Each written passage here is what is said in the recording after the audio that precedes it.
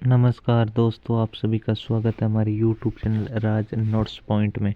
दोस्तों, आज हम बात करेंगे रीट मेंस संपूर्ण नोट्स के बारे में, जो L1 और L2 दोनों के लिए समान रूप से उपयोगी है। दोस्तों, इसके अंदर आपको हर ये NEP 2020 में भी आपको 2 क्वेश्चन आते हैं। RT एक्ट 2009 है, उसके अंदर भी 2 क्वेश्चन आते हैं, और राजस्थान नियम 2011 उसके अंदर भी 2 क्वेश्चन आते हैं। मतलब 2 2 4 2 6 क्वेश्चन हो जाते हैं, मतलब 12 अंक है।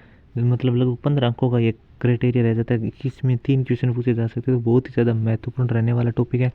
मैं आपको मात्र 20-25 मिनट के अंदर है ये टॉपिक है संपूर्ण कंप्लीट करा दूंगा। एक ही वीडियो में सब कुछ क्लियर है। जो शैक्षिक परिदृश्य का आज हम सुपड़ा साफ करने वाले हैं। बने रहिए हमारे साथ, इसकी अलग से प्लेलिस्ट बनाई है, वहाँ पर जाकर देख सकते हो। दोस्तों, सबसे पहले हम बात करते हैं NEP 2020 के बारे में। तो दोस्तों, सबसे पहले इसकी पृष्ठभूमि के बारे में बात करते हैं, क्योंकि NEP है वो अभी तक 3 बार आ चुके हैं। तो पहली शिक्षा नीति है जो 1968 के अंदर आई थी, जो लागू कब हुई थी, ये 1968 के अंदर ही लागू हो गई थी। कोठारी आयोग के द्वारा इसे सिफारिश दी गई थी। पहली शिक्षा नीति कब आई थी? 1968। ये क्वेश्चन बन चुका है पिछली बार रीट के अंदर कि अब तक कितनी शिक्षा नीति आ चुकी है। राष्ट्रीय शिक्षा नीति अब तक 3 बार राष्ट्रीय शिक्षा नीति वो आ चुकी है। पहली शिक्षा नीति 1968 के अंदर आई थी, लागू 1968 के अंदर ही हो गई थी। यह कोठारी आयोग के द्वारा सिफारिश की गई थी। नेक्स्ट बात करते हैं दूसरी शिक्षा नीति के बारे में। यह कब आई थी? यह 1986 के अंदर आई थी। यह लागू 1986 के अंदर हुई थी। इसमें 10+2+3 आधारित और ऑपरेशन ब्लैकबोर्ड इसी नीति के तहत चलाया गया था। दोस्तों, ये दूसरी शिक्षा नीति कब आई थी? तो दूसरी शिक्षा नीति वो भी 1986 के अंदर आई थी। यह लागू कब हुई थी? यह लागू 1986 के अंदर हुई थी। इसमें 10+2+3 आधारित थी और ऑपरेशन ब्लैकबोर्ड इसी नीति के तहत चलाया गया था। आगे बात करते हैं तीसरी शिक्षा नीति, जो NEP 2020। Very very very important question है। यहाँ से आपको 2 क्वेश्चन सीधे देखने को मिलेंगे, और मात्र 15-20 मिनट के अंदर ये सारे क्वेश्चन आपके हम सही कराने की पूरी कोशिश करेंगे। अलग से हमने प्लेलिस्ट बनाई है शैक्षिक परिदृश्य की, करंट की अलग से सीरीज चल रही है। वहाँ पर आप जाकर अंतिम समय में आप इस चीज़ का फ़ायदा ज़रूर उठाइए, क्योंकि अंतिम समय में आपके लिए ये रामबाण साबित होने वाली है। करंट सीरीज भी चल रही है। तीसरी शिक्षा नीति है जो 2020 के अंदर आई थी, मतलब NEP 2020 के बारे में बात करते हैं। इसको मंजूरी है वो 29 जुलाई 2020 को दी गई थी। डॉक्टर कस्तूरी रंगन द्वारा इसे सिफारिश की गई थी। 21वीं सदी की पहली शिक्षा नीति है, मतलब ये मोदी सरकार के टाइम पीरियड में आई थी। 21वीं सदी के अंदर यह पहली शिक्षा नीति है। उद्देश्य प्रत्येक छात्र की प्रतिभा को सामने लाना। इस नीति के तहत 5+3+3+4 पर आधारित है। यह शिक्षा नीति 5+3+3+4 पर आधारित है। ये क्वेश्चन पिछली बार रीट के अंदर पूछा गया, इस बार भी पूछा जा सकता है कि NEP 2020 किस पर आधारित है, जो 5+3+3+4 पर आधारित है। वेरी वेरी इंपॉर्टेंट क्वेश्चन है, ध्यान रखना दोस्तों। आगे बात करते हैं कि NEP 2020 में संविधान में इसमें क्या प्रावधान है। तो दोस्तों, 46वें संविधान संशोधन अधिनियम कब हुआ था? 2002 द्वारा संविधान में अनुच्छेद 21A जोड़ा गया था, जिसमें प्रावधान किया गया है कि राज्य कानून बनाकर 6 से 14 वर्ष के सभी बच्चों के लिए अनिवार्य एवं निःशुल्क शिक्षा की व्यवस्था करेगा। मतलब NEP 2020 में यह कहा गया है कि 6 से 14 वर्ष के बच्चों के लिए अनिवार्य निःशुल्क शिक्षा की व्यवस्था करेगा। ये क्वेश्चन भी पिछली बार रीट के अंदर बन चुका है। आगे बात करते हैं कि राष्ट्रीय शिक्षा नीति 2020 में कुल कितने भाग है। तो दोस्तों, इसके अंदर 4 भाग हैं। अगर इसकी कुल अध्याय की बात करें तो 27 अध्याय है। वेरी वेरी इंपॉर्टेंट यहाँ से क्वेश्चन बन रहा है कि इसमें कुल 4 भाग हैं और अध्याय कितने हैं। तो अध्याय इसके अंदर 27 है, क्योंकि NEP 2020 के बारे में आपको पिछली बार बन चुका था ये क्वेश्चन कि कुल कितने अध्याय हैं, इसके अंदर कितने भाग हैं। तो इसमें कुल 4 अध्याय है, इसमें कुल 4 भाग है और अध्याय है वो 27 अध्याय है। इनके बारे में अपन बात करने वाले हैं। आगे बात करते हैं कि इन 4 भाग कौन कौन से। भाग 1 नंबर में ये दिया गया है कि स्कूल शिक्षा, इसमें 8 अध्याय दिए गए, मतलब 1 से 8 अध्याय है जो भाग 1 के अंदर है। इसमें स्कूली शिक्षा से संबंधित बात कही गई है। भाग 2 है जो उच्चतर शिक्षा है, इसमें अध्याय 11 है, जो 9 से 19 अध्याय इसके अंदर है। इसमें बात कही गई है कि कॉलेज यूनिवर्सिटी की पढ़ाई से संबंधित इसके अंदर बात कही गई है। आगे बात करते हैं भाग 3 के बारे में। भाग 3 है जो केंद्रीय विचारणें हैं, जो अध्याय 5 है इसके अंदर, जो 20 से 24 अध्याय इसके अंदर है। इसमें बात कही गई है कि प्रौढ़ शिक्षा, भारतीय भाषाएं, कला एवं संस्कृति, टेक्नोलॉजी उपयोग, डिजिटल शिक्षा से संबंधित है, वो बात कही गई है। भाग 4 के अंदर बात कही है क्रियान्वयन की रणनीति के बारे में। तो तो भाग 4 क्या है, क्रियान्वयन की रणनीति के बारे में। इसके अंदर 3 अध्याय हैं जो 25 से 27 तक है। इसमें केंद्रीय शिक्षा सलाहकार बोर्ड, वित्त पोषण आदि की बात कही गई है। तो दोस्तों यह स्लाइड वेरी वेरी इंपॉर्टेंट है, थोड़ा ध्यान से रखना कि इसमें कुल कितने भाग हैं। इसमें 4 भाग हैं। भाग 1 स्कूली शिक्षा, भाग 2 उच्चतर शिक्षा, भाग 3 केंद्रीय विचारणीय और भाग 4 है वो क्रियान्वयन की रणनीति से संबंधित है। तो यहाँ से क्वेश्चन 100% बनेगा। आप अंत तक बने रहिए, आपका NEP है वो सारी क्लियर हो जाएगी आज इस वीडियो के अंदर। आपको बार बार इधर भटकने की आवश्यकता नहीं है। दोस्तों आगे बात करते हैं कि 2020 की नई शिक्षा नीति में 12वीं तक की पढ़ाई को 5+3+3+4 में बांटी गई है। मतलब जो 12वीं तक स्कूल है उसको 4 भागों के अंदर डिवाइडेड किया गया। पहले बात करते हैं भाग 5 के बारे में कि शुरुआती 5 वर्षों के बारे में बात करते हैं। शुरुआती 5 वर्षों को फाउंडेशन स्टेज रहेगी जिसे NCERT द्वारा तैयार की जाएगी। मतलब 5 वर्ष है उसको हम क्या कहेंगे, फाउंडेशन एज कहेंगे। जो प्रथम 3 वर्ष है जिसे प्री प्राइमरी कहेंगे, इसमें खेल कूद एवं अन्य गतिविधियाँ करवाई जाएगी। मतलब इसमें स्कूल से संबंधित नहीं रहेगा, इसमें खेल कूद एवं अन्य गतिविधियाँ वो करवाई जाएगी। मतलब ये फाउंडेशन एज है। आगे चौथा और 5वां वर्ष है, इसमें पहली और दूसरी कक्षा की पढ़ाई कराई जाएगी। मतलब फाउंडेशन एज के अंदर 5 वर्ष है, पहले 3 वर्षों के अंदर खेल कूद रहेगा। अंतिम 2 वर्ष हैं जो कक्षा पहली और कक्षा दूसरी से संबंधित हैं। इसमें पहली और दूसरी कक्षा की जो पढ़ाई होती है ना वो इसके अंदर करवाई जाएगी। पढ़ाई से संबंधित कोई एक्टिविटी करवाई जाएगी बच्चों को, मतलब खेल खेल के माध्यम से पढ़ाया जाएगा। और ये 5 वर्ष है, इसको हम क्या कहते हैं, फाउंडेशन एज कहते हैं। वेरी वेरी मोस्ट है। आगे बात करते हैं 2020 की नई शिक्षा नीति में 12वीं तक की जो 5+3, मतलब अब 3 की बात है। मतलब इस 3 में कौन कौन सी कक्षाएं आती है, इस 3 के अंदर कक्षा 3, कक्षा 4 और कक्षा 5 की पढ़ाई की जाएगी। NEP जो नेक्स्ट है 5+3, इस 3 में 3 कक्षाएं आती हैं। एक कक्षा तीसरी है, एक कक्षा चौथी है और एक कक्षा 5 की पढ़ाई की जाएगी। इन कक्षाओं में विज्ञान, सामाजिक विज्ञान, गणित के विषय की पढ़ाई करवाई जाएगी। कक्षा 3 से 5 तक की पढ़ाई को प्रीपरेटरी स्टेज कहा जाएगा। दोस्तों वेरी वेरी इंपॉर्टेंट यहाँ से क्वेश्चन बन रहा है कि कक्षा 3 से 5 तक की पढ़ाई को किस नाम से जाना जाता है। यहाँ से क्वेश्चन 100% बनेगा। थोड़ा ध्यान लगाकर इसको पढ़ना कि कक्षा 3 से 5 तक की पढ़ाई को प्रीपरेटरी स्टेज कहा जाता है। वेरी वेरी इंपॉर्टेंट क्वेश्चन है। जो कक्षा 3, कक्षा 4 और कक्षा 5 की पढ़ाई है उसको प्रीपरेटरी स्टेज कहा जाता है।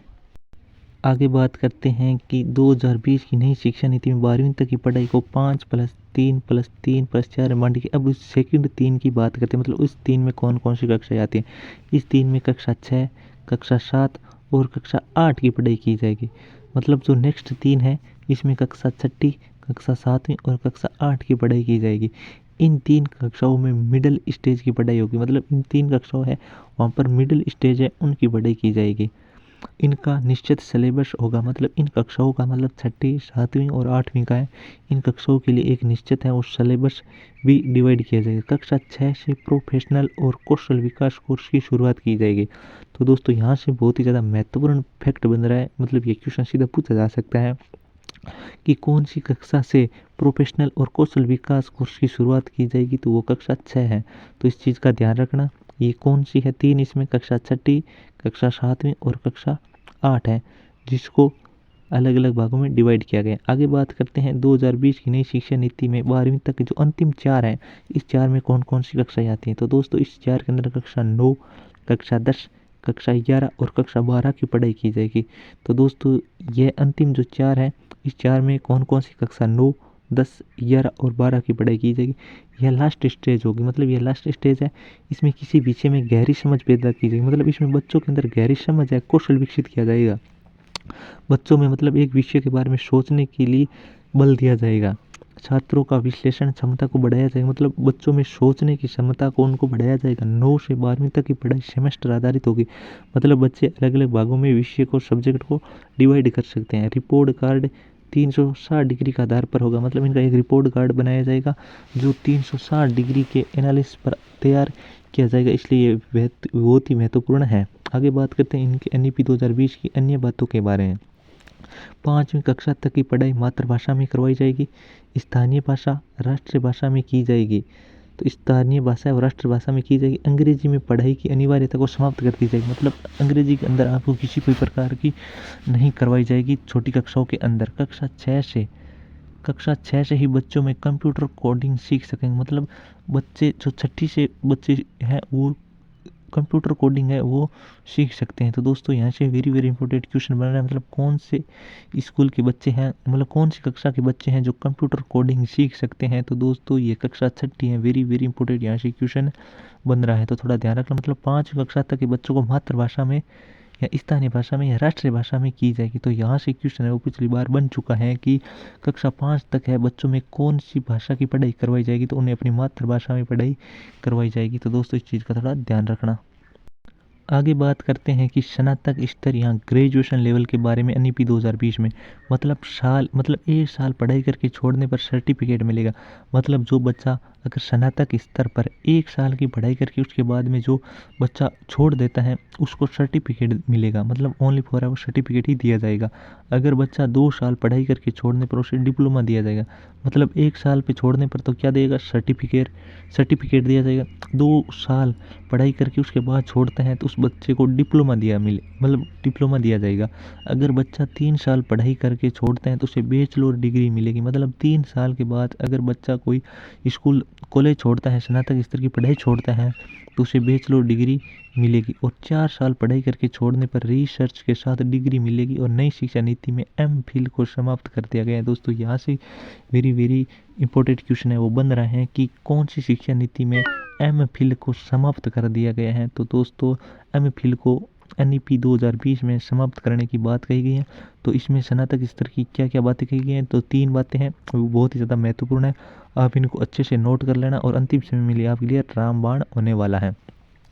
आगे बात करते हैं नई शिक्षा नीति 2020 की कुछ महत्वपूर्ण बातें, मतलब कुछ महत्वपूर्ण फैक्ट है जो सीधे आपको पूछे जाएंगे कि शिक्षा नीति 2020 के तहत मानव संसाधन विकास मंत्रालय का नाम बदलकर शिक्षा मंत्रालय कर दिया गया है। दोस्तों वेरी वेरी इंपॉर्टेंट क्वेश्चन है, यहाँ से पिछली बार रीट के अंदर पूछा गया क्वेश्चन है कि कौन सी शिक्षा नीति के अंदर जो मानव संसाधन विकास मंत्रालय उनका नाम बदलकर शिक्षा मंत्रालय कर दिया गया है। तो ये एनईपी 2020 है। आगे बात करते हैं एनईपी 2030 तक स्कूली शिक्षा में ग्रोस इनरोलमेंट रेशियो 100% तक का लक्ष्य रखा गया है। तो दोस्तों यह कब तक का लक्ष्य रखा गया है, यह लक्ष्य 2030 तक का है।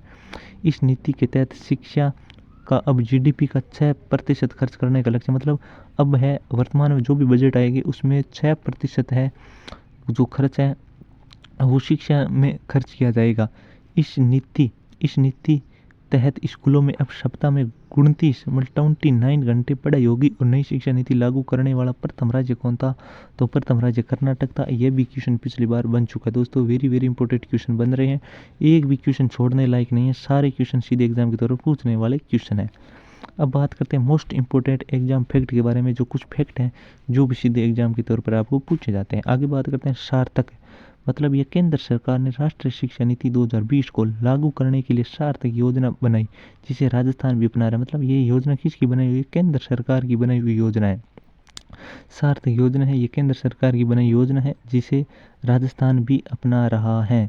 आगे बात करते हैं विधा प्रवेश के बारे में, मतलब जब बच्चा कक्षा में 1 में प्रवेश लेगा तो शुरुआत की 3 महीने में उसे किताबें नहीं पढ़ाई जाएगी। मतलब जब बच्चा अगर स्कूल के अंदर पहली बार प्रवेश ले रहा है तो उसे शुरुआत की जो 3 महीने हैं उसके अंदर उन्हें किताबें का ज्ञान नहीं देगा, क्योंकि उसे शुरुआत में अगर किताबों का बोझ दे दिया जाएगा तो फिर उसके स्कूल आने का मन नहीं करेगा। इसलिए यहाँ पर विधा प्रवेश है वो कोर्स है लागू किया गया, उसमें खेल के माध्यम से, मतलब खेल के माध्यम से बच्चों को स्कूल में माहौल में डाला जाएगा, उसे हम क्या कहते हैं, विधा प्रवेश कहते हैं। दोस्तों ये भी वेरी वेरी इंपॉर्टेंट क्वेश्चन बन रहा है, क्योंकि हमने जो भी फैक्ट लिए हैं जो सारे एग्जाम के तौर पर पूछने वाली चीज़ें, फालतू की चीज़ें हमने एनईपी के अंदर शामिल नहीं किए जो आपको सीधे एग्जाम के तौर पर पूछी जाएगी। विधा प्रवेश किसे कहते हैं, मतलब जब बच्चा शुरुआत की ये 3 महीने, मतलब यहाँ पर आपको जब भी एग्जाम में पूछा जाएगा तो मतलब यहाँ कुछ 3 महीने, 4 या 5 या 7 महीने दे देगी ऑप्शन में, लेकिन अपन को ध्यान रखना इसमें 3 महीने हैं। आगे बात करते हैं आरटी एक्ट 2009 के बारे में। तो दोस्तों अब कौन से बात करते हैं, अब आरटी एक्ट 2009 की बात कर लेते हैं, क्योंकि एनईपी 2020 वो हमारी कंप्लीट हो चुकी है, यहाँ से बाहर कोई भी क्वेश्चन नहीं जाएगा। आगे बात करते हैं निःशुल्क एवं अनिवार्य बाल शिक्षा का अधिकार अधिनियम 2009। तो दोस्तों इससे पहले मैं आपको एक बात बता दूं कि करंट की अलग से हमने प्लेलिस्ट बनाई हुई है, वहाँ पर आप जाकर करंट की देख सकते हो। हमने शैक्षिक परिदृश्य की अलग से है वो भी वीडियो डाल रखे, वहाँ देख सकते हो। एसएसटी के वालों के लिए हमने हिस्ट्री भूगोल सारी है नोट्स फ्री अपलोड करवा दिए, वहाँ पर जाकर आप देख सकते हो। अब बात करते हैं एनआरटी एक्ट 2009 के पृष्ठभूमि के बारे में। दोस्तों पहले हम बात करेंगे संवैधानिक प्रावधान के बारे में, फिर कुछ समितियां उनके बारे में बात करेंगे, और फिर अधिनियम निर्माण की जो कौन कौन सी तिथि हैं, कब इसको लॉन्च किया गया था, कब ये लागू हुआ था, उनके बारे में थोड़ी सी बात करेंगे। तो दोस्तों बिना टाइम वेस्ट किए अपना वीडियो है वो लगातार कंटिन्यू हो रही है। हम 15-20 मिनट के अंदर है वो कोशिश करेंगे आपको सारे ये 3 टॉपिक है आपको जो बार बार उलझाने वाले थे हम सारे कंप्लीट करवाने की। और नेक्स्ट कौन सा टॉपिक के जो आपके नोट्स लेके आने हैं वो आप कमेंट बॉक्स में ज़रूर बताइए, ताकि उनका नोट्स है जो पीपीटी तैयार कर सके और जल्दी आपके सामने प्रोवाइड कर सके। यहाँ करंट की ही कंटिन्यू रखनी है, ये भी आप कमेंट बॉक्स में ज़रूर अपनी राय दें। दोस्तों बात करने वाले हैं निःशुल्क एवं अनिवार्य बाल शिक्षा का अधिकार अधिनियम 2009। संवैधानिक प्रावधान के बारे में थोड़ी सी बात कर लेते हैं कि अनुच्छेद 45 मूल संविधान लागू होने के 10 वर्ष के भीतर 14 वर्ष तक के बच्चों को नई सुरक्षित शिक्षा देने का निर्देश दिया गया। थोड़ी टाइपिंग में मिस्टेक हो रखी है, कोई बात नहीं, मैं बोल रहा हूँ आप समझ आना। मतलब अनुच्छेद 45 मूल संविधान लागू होने के 10 वर्ष के भीतर 14 वर्ष के बच्चों को नई सुरक्षित शिक्षा देने का निर्देश दिया गया है। 86वां संविधान संशोधन 2002, इसके द्वारा 3 बड़े बदलाव हुए हैं। नंबर 1 में अनुच्छेद 21A शिक्षा को मौलिक अधिकार बनाया गया। और बात नंबर 2 कही गई है कि अनुच्छेद 45 0 से 6 वर्ष के बच्चों को मौलिक अधिकार बनाया जाएगा। और तीसरे के अंदर बात कही गई है कि अनुच्छेद 45 में 0 से 6 वर्ष के बच्चों की देखभाल एक्ट का निर्देश दिया गया है।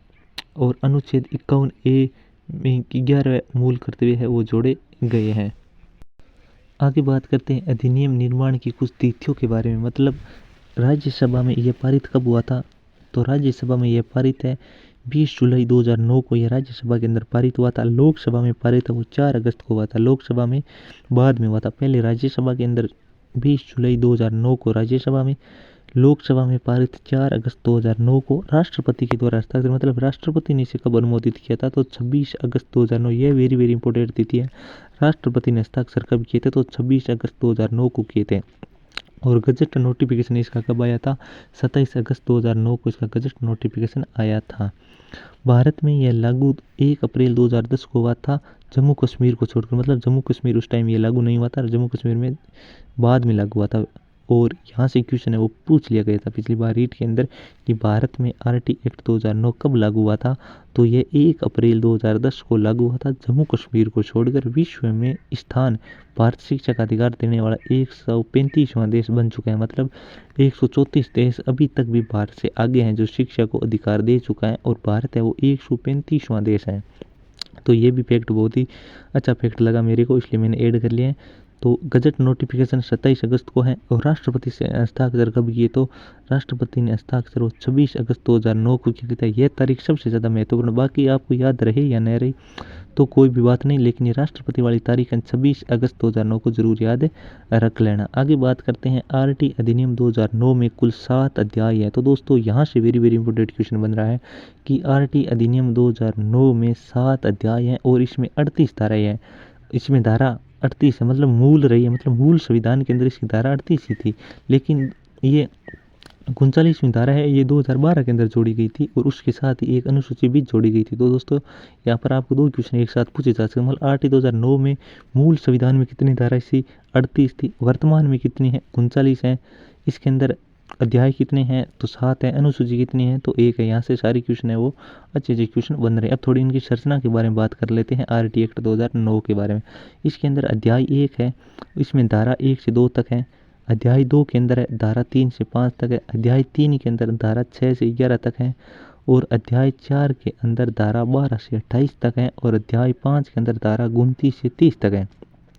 अध्याय 6 के अंदर धारा 31 से 34 तक है। और अध्याय 7 धारा 35 से 38 तक है। तो दोस्तों इसके अंदर आप मेन है वो धारा याद रख लेना। मतलब इसमें कितनी धारा है, इसमें 7 धारा है वो 39 है, और अध्याय है वो 7 है।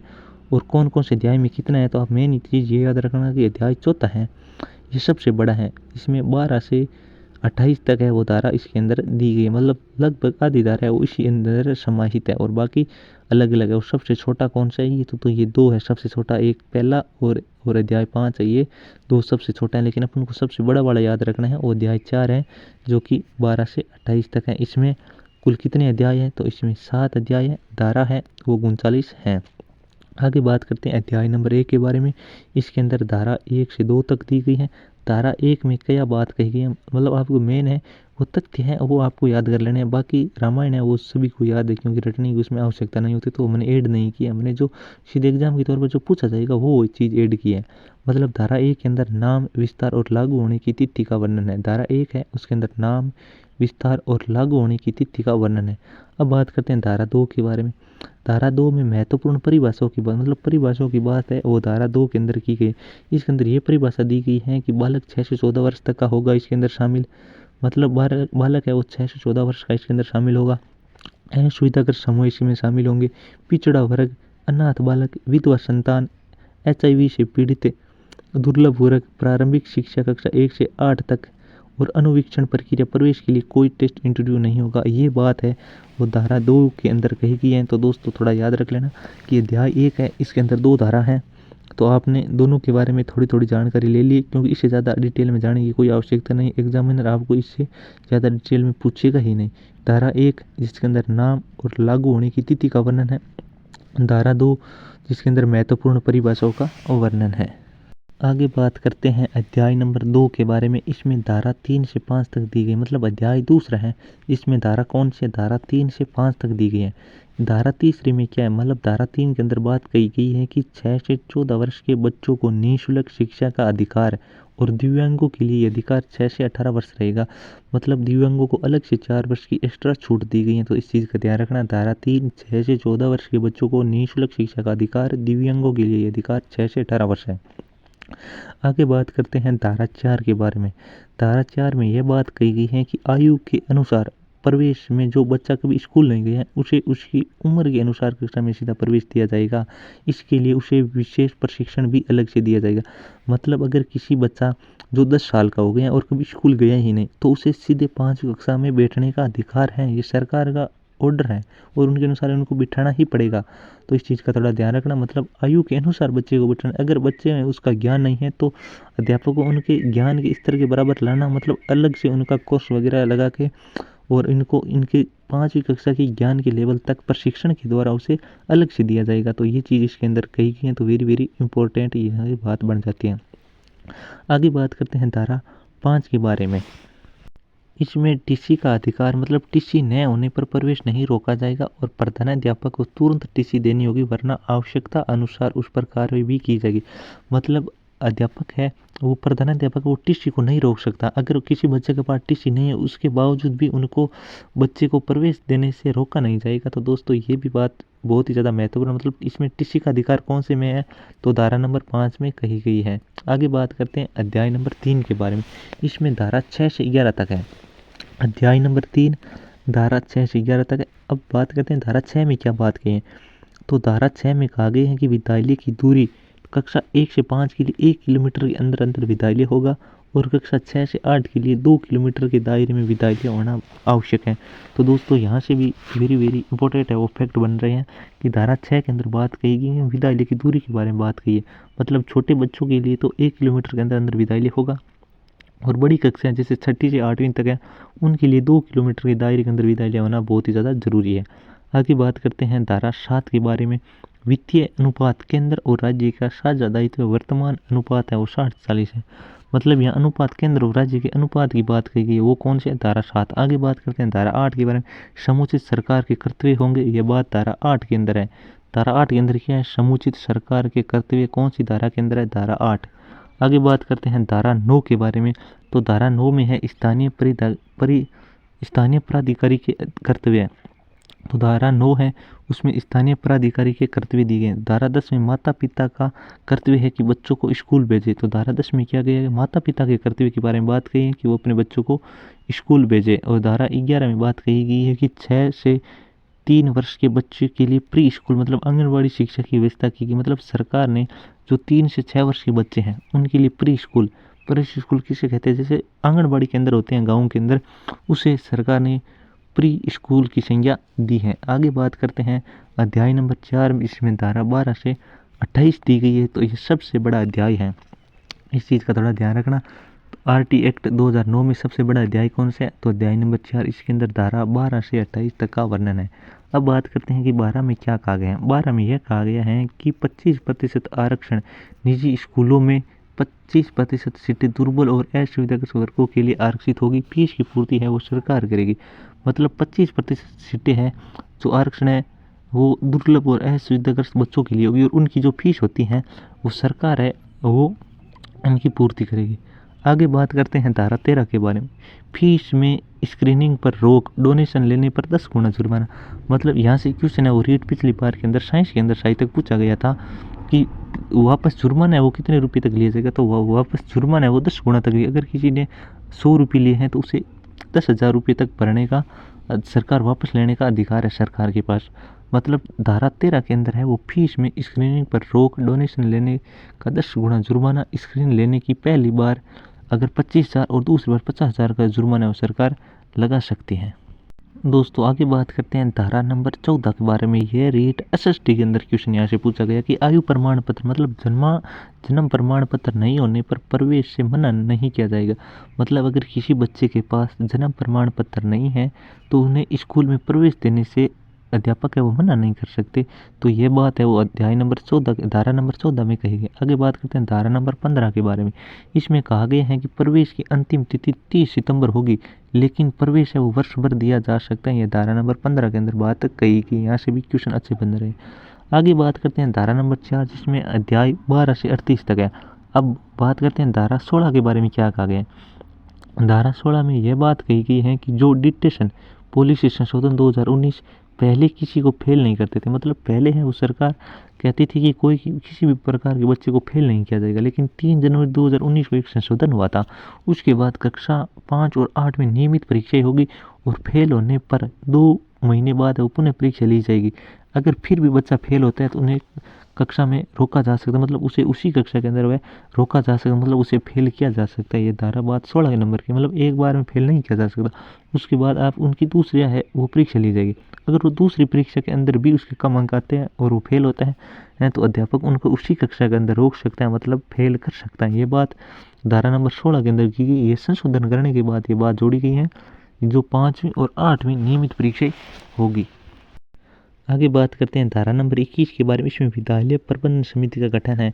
तो दोस्तों यहाँ विद्यालय प्रबंधन आपका अलग से टॉपिक लगता है, तो हमने उसके नोट्स हैं और PYQ हैं वो सारे के सारे अपलोड कर दिए। अलग से प्लेलिस्ट बनाई हुई है शैक्षिक परिदृश्य की, वहाँ पर जाकर आप ये विद्यालय प्रबंधन समिति है उसके अंदर आपकी 2 क्वेश्चन पूछे जाएंगे, तो वहाँ पर आप जाकर क्लियर कर लेना, क्योंकि 10-15 मिनट की क्लास है और आपका ये समझो 4 नंबर है वो पक्के हो जाएंगे। धारा नंबर 21 के बारे में बात करते हैं। विद्यालय प्रबंधन समिति मतलब SMC के बारे में बात करते हैं। और धारा नंबर 22 है उसमें विद्यालय विकास योजना बनाएगा। मतलब विद्यालय है वो विकास की योजना है वो धारा नंबर 22 के अंदर बनाएगा। और धारा 23 में बात कही गई है कि शिक्षकों की योग्यता, शिक्षक को 2019 तक योग्यता पूरी करनी होगी। मतलब शिक्षकों की योग्यता उसे 2019 तक अपनी योग्यता वो पूरी कर लेनी है। मतलब शिक्षकों की योग्यता की बात है वो धारा नंबर 23 में कही। आपको इतना ही पूछा जाएगा, इसके अलावा कुछ नहीं। धारा नंबर 24 में शिक्षक के कर्तव्य की बात कही गई है। और धारा नंबर 25 है उसमें छात्र शिक्षक अनुपात है। मतलब छात्र शिक्षक अनुपात कितना होगा वो हमने वीडियो के एंड में है वो अलग से लेके आएंगे। मतलब 35:1, 30:1, तो हमने अलग से है अंतिम में आपको दिया जाएगा, वो फैक्ट है वहाँ पर बता देंगे मतलब कितना अनुपात रहेगा छात्र शिक्षक का। धारा 25 में छात्र शिक्षक अनुपात की बात कही गई है। धारा 26 के अंदर है वो स्कूलों में 10% से अधिक शिक्षकों के पद खाली नहीं रहेगी। मतलब ये NEP 2020 में बातें कही गई हैं, लेकिन वर्तमान में ऐसा कुछ भी लागू नहीं है, क्योंकि स्कूलों के अंदर तो 60-70% पद है वो खाली पड़े हैं। धारा 26 में स्कूलों में 10% अधिक शिक्षकों के पद खाली नहीं रहेंगे। धारा नंबर 27 में यह कहा गया है कि शिक्षकों को गैर प्रशिक्षण कार्य में नहीं लगाया जाएगा, लेकिन जनगणना, आपदा प्रबंध, चुनाव कार्य में लगाया जाएगा। मतलब ये 3 कार्य जिसके अंदर शिक्षकों को लगाया जा सकता है। और धारा नंबर 28 में ये बात कही गई है कि शिक्षकों के द्वारा प्राइवेट ट्यूशन पर रोक लगेगी। मतलब शिक्षक हैं जो सरकारी अध्यापक हैं उनको प्राइवेट ट्यूशन वो नहीं करवा सकते, इस पर रोक लगेगी है। तो वह धारा कौन सी धारा 28 मोस्ट इंपॉर्टेंट धारा है। आगे बात करते हैं अध्याय नंबर 5 के बारे में। इसमें धारा 29 से 30 तक का वर्णन है। अध्याय नंबर 5 धारा 29 से 30 तक। इसमें धारा 29 में यह बात कही गई है कि पाठ्यक्रम और मूल्यांकन प्रक्रिया के संबंध में राजस्थान में शैक्षिक प्राधिकारी के बारे में बात है वो धारा 29 में कही गई है। आगे बात करते हैं धारा 30 में। इसमें कक्षा 8 तक कोई बोर्ड परीक्षा नहीं होगी। ये बात किस में कही गई है? तो ये बात है धारा नंबर 30 में कही गई। मतलब कक्षा 8 तक कोई बोर्ड परीक्षा नहीं होगी। लेकिन इससे उल्टा चल रहा है नोट। धारा 16 संशोधन के बावजूद धारा 30 में बोर्ड शब्द हटाने की बात कही गई है, लेकिन राज्य बोर्ड करवा रहे हैं। मतलब राजस्थान है वर्तमान में 5वीं और 8वीं कक्षा के अंदर बोर्ड हो रहे हैं। लेकिन एनईपी 2020 में आरटी एक्ट 2009 में यह कहा गया है कि कक्षा 8 तक किसी भी प्रकार की कोई बोर्ड परीक्षा नहीं ली जाएगी। उनका योगात्मक सीधा मूल्यांकन किया जाएगा। लेकिन सरकार है जिनको अलग से अधिकार दिया गया है तो वो बोर्ड परीक्षा ले सकती है। उसके तौर पर है वो 5वीं और 8वीं कक्षाओं के बोर्ड एग्जाम हो रहे हैं। आगे बात करते हैं कि अध्याय नंबर 6 जिसमें धारा 31 से 34 दी गई है।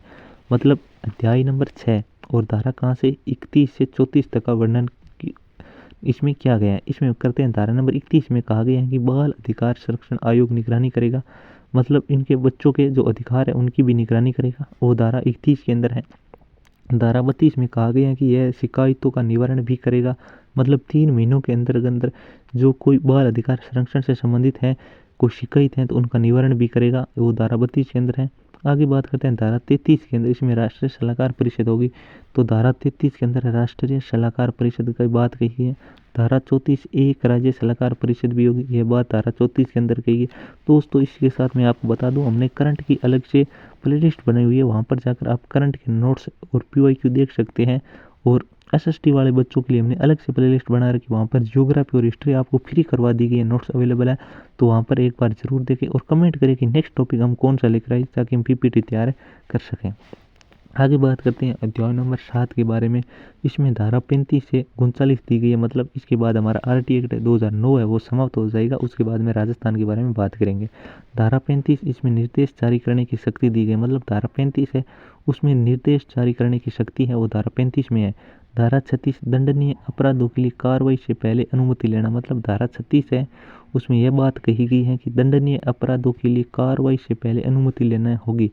और धारा 37 में बात की है कि सद्भावना पूर्वक की कार्रवाई पर संरक्षण की बात है धारा 37 में कही गई है। और धारा 38 है ये वेरी वेरी इंपॉर्टेंट धारा है कि राज्य सरकार को नियम बनाने की शक्ति दी गई। मतलब इसी नियम के तहत ही जो 5वीं और 8वीं कक्षा के बोर्ड लिए जा रहे हैं ये राजस्थान सरकार की पहल के तौर पर ही लिए जा रहे हैं, क्योंकि उनको अलग से अधिकार दिया गया एनईपी के अंदर। तो उसके तहत ये ले रही है। मतलब धारा 38 है उसमें राज्य सरकार को नियम बनाने की शक्ति दी। मतलब सरकार अपनी तरफ से नियम बना सकती है। और धारा 39 के अंदर कहा गया है कि अधिनियम को लागू करने में आने वाली समस्याओं को दूर करने की शक्ति केंद्र के पास रहेगी। मतलब अगर यह आरटी एक्ट 2009 लागू हो रहा है, अगर इसके अंदर किसी भी प्रकार की कोई समस्या आती है तो उसको दूर करने की जो शक्ति है वो केंद्र के पास रहेगी। तो हमने ये धारा 38 है उसका थोड़ा ध्यान रखना है, क्योंकि यहाँ से क्वेश्चन है वो बढ़ने के थोड़े चांस मेरे को ज़्यादा लग रहे हैं, क्योंकि राज्य सरकार को नियम बनाने की अलग से शक्ति दी गई है वो धारा 38 के तहत ही दी गई है। तो यहाँ से अच्छा क्वेश्चन बनने सकता है। आगे बात करते हैं कि इनके जो प्राथमिक स्तर है, मतलब कक्षा 1 से 5 तक प्राथमिक स्तर कौन से आते हैं? कक्षा 1 से 5 उच्च प्राथमिक जो 6 से 8 तक है। पहले बात करते हैं प्राथमिक स्तर के बारे में, जहाँ कक्षा 1 से 5 तक की है। यहाँ पर 60 बच्चों तक मतलब 2 शिक्षक होंगे। 61 से 90 विद्यार्थियों तक 3 अध्यापक हो गए। मतलब 61 से 90 तक अगर किसी कक्षा के अंदर विद्यार्थी हैं तो वहाँ पर 3 शिक्षक हैं वो लगाए जाएंगे। और विद्यार्थी 91 से 120 तक वहाँ पर 4 शिक्षक लगाए जाएंगे। और नाम कक्षा का बार बार आ रहा है लेकिन यहाँ विद्यार्थियों की बात हो रही। विद्यार्थी 120 से 200 तक हैं वो 5 शिक्षक यहाँ पर लगाने की बात कही गई है। तो ये प्राथमिक स्तर की बात हो रही। अब बात करते हैं उच्च प्राथमिक स्तर के बारे में। उच्च प्राथमिक यानी कक्षा 6 से 8 तक। इसमें अनुपात है जो रेशियो है वो 35:1 है। जो हम पिछले भूल गए हैं कि जो प्राथमिक स्तर है वहाँ पर अनुपात का रेशियो है वो 30:1 है, लेकिन उच्च प्राथमिक के अंदर ये 35:1 का रखा गया है। मतलब कम से कम प्रति कक्षा एक शिक्षक 100 से अधिक एक पूर्णकालिक प्रधानाध्यापक होगा। मतलब यहाँ पर 35:1 है। आप 35 के अनुपात के हिसाब से जोड़ते जाना, मतलब जितने भी बच्चे होंगे उसी अनुपात से शिक्षक आते रहेंगे। कक्षा 1 से 5 तक 200 दिन और 800 घंटे शिक्षण कार्य होगा। मतलब ये क्वेश्चन पिछली बार रीट के अंदर एसएसटी के अंदर है, जो शायद तक मेरे हिसाब से 26 तारीख को एग्जाम हुआ था, वहाँ पर ये क्वेश्चन पूछा गया था कि कक्षा 1 से 5 तक है 200 दिन और 800 घंटों का शिक्षण कार्य होगा। और कक्षा 6 से 8 तक है वो 220 दिन और 1000 घंटे होंगे। और शिक्षक के लिए प्रति सप्ताह न्यूनतम 45 घंटे शिक्षण कराना तो अनिवार्य है। तो दोस्तों यहाँ पर अच्छे अच्छे फैक्ट बन रहे। और जो पिछली बार है जो रीट के अंदर यहाँ से इस एक स्लाइड में से 2-3 क्वेश्चन है वो पूछे गए थे। एक तो ये क्वेश्चन पूछा गया था कि कक्षा 1 से 5 तक है वो कितने घंटों का शिक्षण करवाया जाएगा, तो यहाँ पर 800 घंटे होंगे। और 6 से 8 तक है उसमें 1000 घंटे होंगे। अब बात करते हैं आरटी एक्ट 2011 के बारे में, जो राजस्थान के संबंधित हैं उनके बारे में बात कर लेते हैं कि अधिसूचना जारी कब की गई थी। तो 29 मार्च 2011 को आरटी एक्ट 2011 राजस्थान के संबंध में अधिसूचना है वो जारी की गई। राजपत्थर में प्रशासन इसका 30 मार्च 2011 को किया गया था। और ये लागू कब हुआ था, तो 1 अप्रैल 2011 को हुआ था। ये वेरी वेरी इंपॉर्टेंट क्वेश्चन है, यहीं से पूछा जाता है, बाहर से ज़्यादा क्वेश्चन नहीं पूछे जाते हैं राजस्थान से संबंधित। और इसमें कुल कितने अध्याय थे, 10 अध्याय। और कुल नियम कितने, 29। वेरी वेरी इंपॉर्टेंट है, यहाँ से क्वेश्चन 100% आपको पूछा जाएगा। इससे बाहर ज़्यादा क्वेश्चन नहीं पूछा जाता है कि आरटी एक्ट 2011 के बारे में। तो कुल अध्याय कितने हैं, तो इसमें कुल अध्याय हैं वो 10 हैं।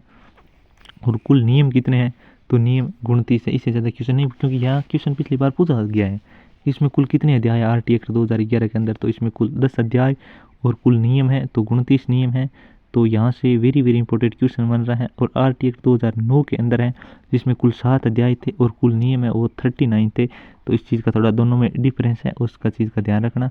तो हमारा सेशन कैसा रहा आप कमेंट ज़रूर करें, और नेक्स्ट कौन सा वीडियो लेकर आए वो भी कमेंट ज़रूर करें। मिलते हैं नेक्स्ट वीडियो में जल्दी, तब तक बने रहे। धन्यवाद।